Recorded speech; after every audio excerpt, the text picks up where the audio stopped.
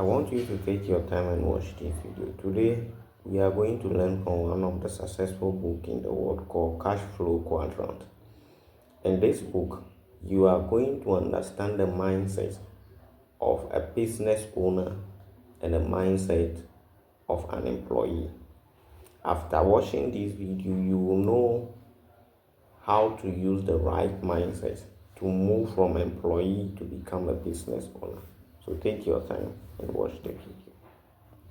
A few weeks ago, I was reading Kiyosaki's book called Cash Flow Quadrant: Guide to Financial Freedom. There was a small paragraph that got my attention. In that paragraph, the author said that successful business owners increase their expenses, but successful employees increase their income. To me, this didn't make sense at first because I couldn't understand how increasing expenses can be a good thing for a business owner, but increasing income is a bad thing for an employee. I'll explain the reason in the following minutes, but first, let me tell you that if you have read Kiyosaki's books, you probably know that most of his books repeat the same information over and over. He usually gives 80% fat and 20% meat to his readers. In other words, 20% of information is usually new, and the rest is repetitive. So, I will try to give you the meat only, packaged as top 9 lessons. Lesson 1, why don't you get a job? Kiyosaki says after several attempts to become a millionaire, he finally did it, but very quickly lost it all and became homeless. He was forced to live in his friend's house and barely had enough money for living expenses. During those hard times, he would often get this question: why don't you get a job? Even though he and his wife both had enough qualifications to get a nice job at many companies, Kiyosaki says he always refused it because he never wanted to be on the wrong side of the cash flow quadrant. Most likely you already know Kiyosaki's cash flow quadrant, but let me quickly summarize it. According to cash flow quadrant, people are divided into 4 categories depending on how they earn their money: employees, self-employed, business owners, and investors. The author thinks that it's a poor choice to be on the left side of the cash flow quadrant because on this side, you have to work hard and pay high taxes. Plus, if you want to become rich, then it's very, very hard to do it on the left side.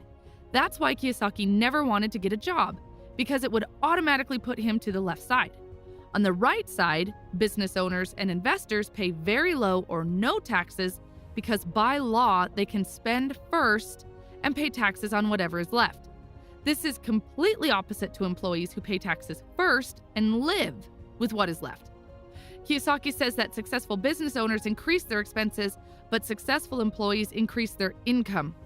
As I said at the beginning of the video, to me, this did not make sense at first. Well, the reason is that if you want to increase your income as an employee, you have to work very hard.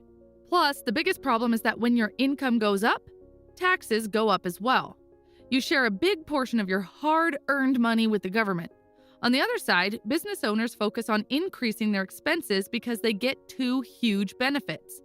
First, by increasing their expenses, they reduce their taxable income and end up paying very low taxes. Second, if you look at their financial statements, you will see that most of their big expenses are directed toward buying assets, which bring them additional income. To put it simply, what goes out from the expense column shortly appears in the asset column and generates additional income. As a result, they keep increasing their assets and earnings while paying low taxes. The author says if you want to understand where the company or person is headed, it is enough to look at their expense column. If the majority of your expenses goes out to buy liabilities such as TV or a phone, then you're basically sending your soldiers to a war where you know they'll be killed. On the other hand, if your expenses are directed toward buying assets, then you're sending your soldiers to capture more soldiers for your army, who would in return also work hard to capture other soldiers. If you are disciplined enough, this process can turn your small army into an empire. Kiyosaki says once a reporter asked him how much he earned during the last year and how much he paid in taxes. When he responded that he earned $1 million and paid 0 taxes, the reporter simply could not understand how it could be possible. After a few days, the reporter published an article titled, "Millionaire Earns Millions but Pays 0 in Taxes." The reporter thought that he was doing something illegal, but in reality, he was just following the law. These days, it's much easier to become rich legally than trying illegal ways. It would be foolish to try something illegal while there are many legal and easy ways. If you want to move from the left side to the right side, you need to understand that each quadrant is like a different country where people speak different languages. Before you move, you have to educate yourself and learn the language of that quadrant. If you talk to an employee on the left side, you will see that their main vocabulary consists of words such as job security, good benefits, high income, pension, meal vouchers, etc. However, if you talk to an investor, you will quickly realize that they don't use these words. They use words such as cash-on-cash return, capital gains, PE ratio, OPM, other people's money, etc. As you see, if you want to change quadrants, you have to educate yourself and speak that language in the first place. The author says you might be in the employee quadrant at the moment, but you can educate yourself about the other quadrants and slowly experiment.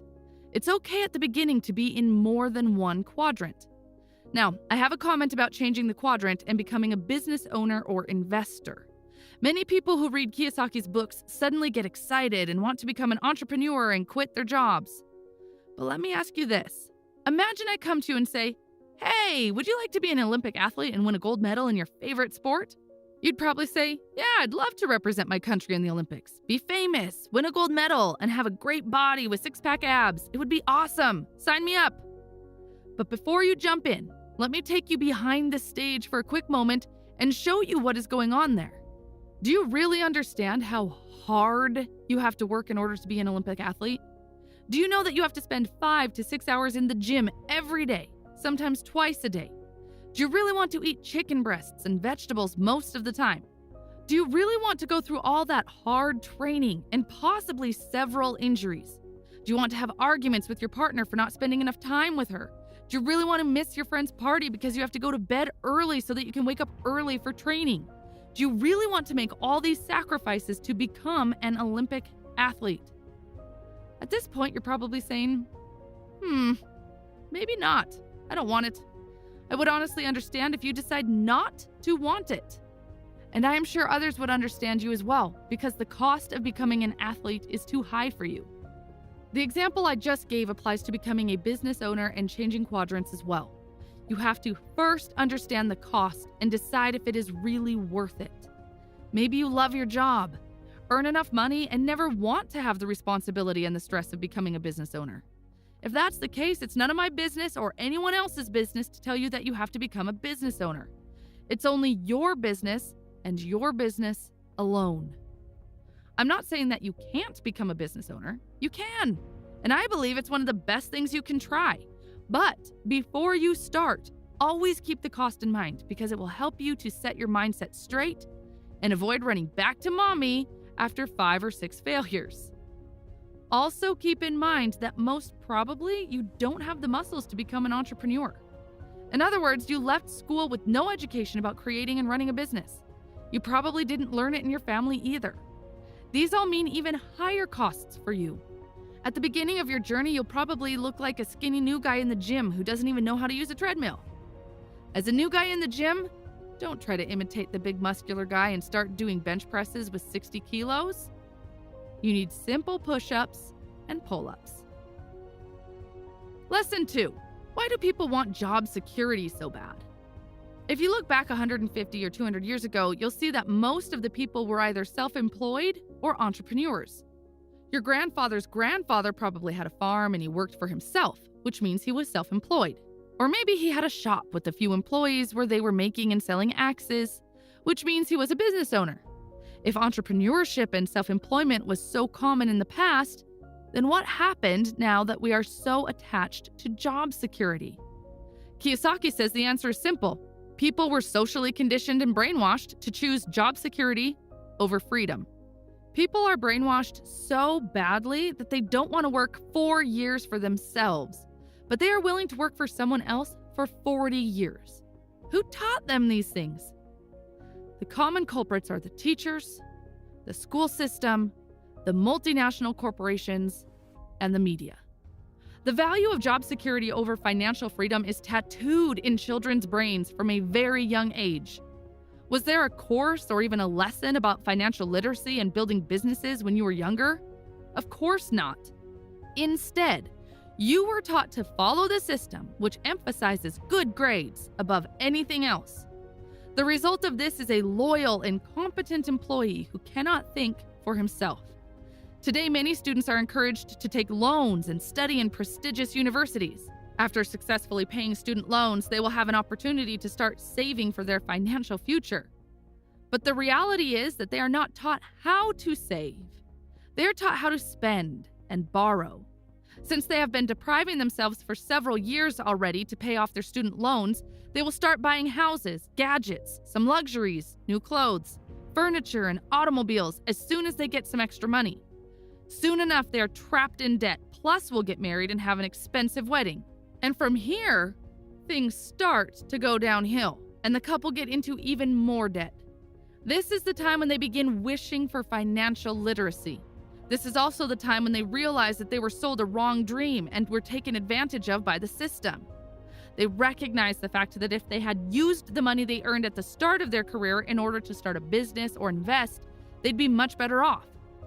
Kiyosaki says the primary reason most people have money problems is that they were never schooled in the science of cash flow management. They were taught how to read, write, drive cars, and swim, but not how to manage their cash flow.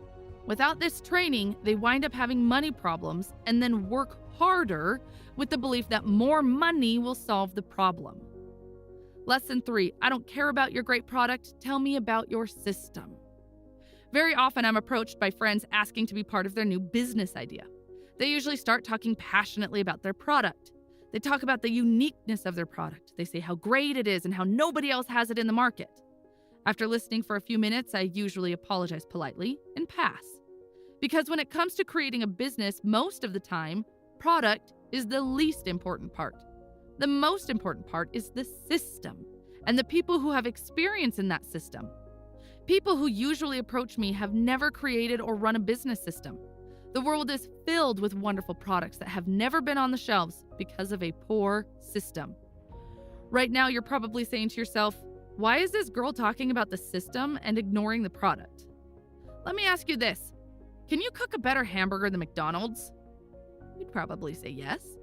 Most people can prepare more delicious and better hamburgers than McDonald's, but what most people can't do is create a better system than McDonald's.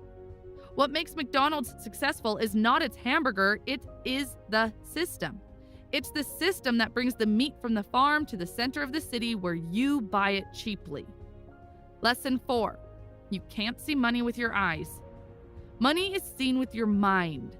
What is apparent or obvious to the naked eye is not important when it comes to money. The average person is 95% eyes and only 5% mind when they invest. If you want to see money, you need to train your eyes to be only 5% and train your mind to be the other 95%. If there were piles of money sitting in the street, people would run out and grab as much as they can. This is because their level of intelligence allows them to easily know how to see and grab what is physically in front of them. Unfortunately, when it comes to financial intelligence, most people have a low IQ. Taking advantage of the virtual piles of money in the financial system takes a high level of financial intelligence that most people simply don't possess. They have no idea how to go grab the cash sitting right in front of them. The key to start seeing money starts with financial intelligence. For example, if a medical doctor says your systolic is 120 and your diastolic is 80, is that good or bad? Is that all you need to know for your health? The answer is obviously a no, but it is a start. It's the same as saying, my stock's PE is 12. Is this all I need to know for my wealth? Again, the answer is no, but it's a start. Financial intelligence starts with financial literacy, and financial literacy starts with understanding the financial words and numbers. Kiyosaki says he disagrees with those who say it takes money to make money. In his opinion, the ability to make money with no money begins with understanding the language of money. As the rich dad always said, if money is not first in your head, it won't stick to your hands. If you want to increase your financial intelligence, the author recommends playing the cash flow game. At this point, some of you are probably going to say that Kiyosaki's a fraud. He's just trying to sell his game and educational material. Well, I can't tell if he's a fraud or not, but I found his game quite useful. There are several things I don't like about him, but I have to admit that he has good information in his books, especially in the first book, Rich Dad, Poor Dad. This book has changed many lives for better, and that is something you can't ignore. Lesson number 5, find mentors. A mentor is the person who is sitting on top of the mountain, eating oranges and laughing at you while you're walking around, scratching your head and thinking how to climb to the top of the mountain. The right mentor can save you years by helping you avoid things that you shouldn't do in the first place. The author says that even the gold medalist Olympic athletes who are on the top of their games have mentors, but the average person never even considers having a mentor. Choose your mentors wisely. Make sure they are eating what they are cooking. Lesson 6, know the difference between assets and liabilities. When the bank is giving you a mortgage to buy a home, the bank is telling you that your home is an asset. They aren't lying to you, but they are also not showing you the full picture and telling you whose asset that is. Your home is not your asset. It is the bank's asset.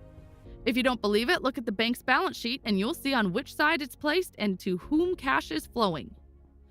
Today, there is a lot of confusion about what to call an asset and what not. In accounting, many of the things are registered as an asset, but in reality, they are not assets. Kiyosaki has a simple formula to identify if things are assets or not. If the things you buy put money into your pocket, then it's an asset. If not, it's a liability. Now, let's do a small test. Let's say you buy 100 shares of company XYZ at $5 per share. Is this an asset or a liability? Well, at first glance, it looks like an asset. But the truth is that you will never know until you sell those shares. What I mean by that? Let's say you need money and you have to sell those 100 shares. If the price per share goes up from $5 to $6 and you sell all your 100 shares, then you will make an extra $100, which means you can now call it an asset. But what if the price drops to $4 per share? Well, you will lose $100. In that case, you can't call it an asset because it did not put money into your pocket.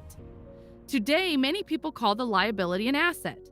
It's up to you how you define the asset, but if you want to increase your wealth, then you must make sure that things you call an asset are actually putting money into your pocket. Lesson 7, power of faith.